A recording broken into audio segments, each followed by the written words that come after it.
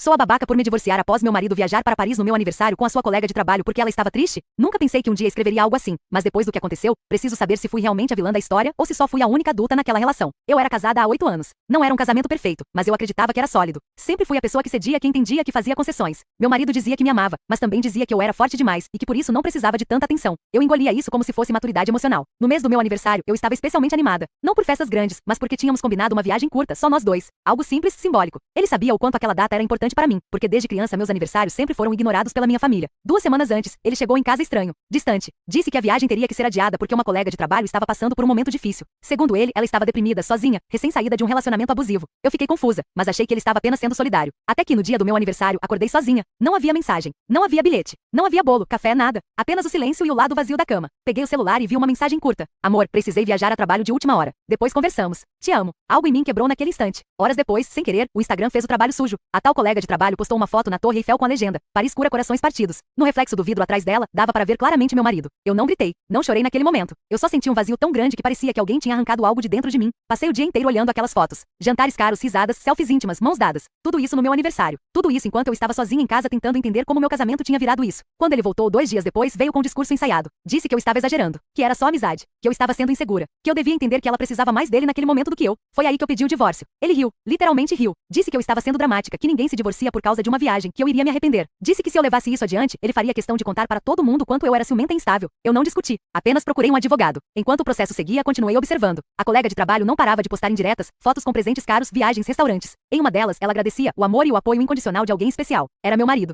Foi então que decidi ir além. Enviei um e-mail formal para o setor de compliance da empresa onde eles trabalhavam. Não com acusações vazias, mas com provas. Prints, datas, horários, fotos públicas, mensagens que ele mesmo tinha me mandado e depois apagado, confirmando que estava viajando com ela. A empresa abriu uma investigação interna. O resultado veio rápido. Eles não só tinham um caso, como estavam usando recursos da empresa para justificar viagens pessoais. Meu marido foi demitido por justa causa. Ela também. No dia em que ele recebeu a notificação, apareceu na minha porta em pânico, chorando, implorando, dizendo que eu tinha destruído a vida dele, que tudo aquilo tinha sido só um erro, que eu devia retirar a denúncia. Eu olhei para ele e pela primeira vez em anos não senti nada, nem raiva, nem amor, nada. O divórcio foi finalizado pouco depois. Ele tentou alegar que eu agi por vingança, que fui cruel, mas o juiz foi claro: traição comprovada, uso indevido de bens, abandono emocional. Eu não só não devia nada a ele, como saí com tudo que era meu por direito. Hoje, meses depois, soube por conhecidos que os dois não ficaram juntos. Sem emprego, sem status e sem dinheiro, o amor deles não resistiu à realidade. Ele voltou a morar com os pais. Ela se mudou de cidade. E eu viajei, sozinha, no meu próximo aniversário, para Paris. Então eu pergunto, sou a babaca por ter escolhido me respeitar quando ele escolheu me abandonar no dia mais importante para mim? Porque, sinceramente, pela primeira vez na vida, eu dormi em paz.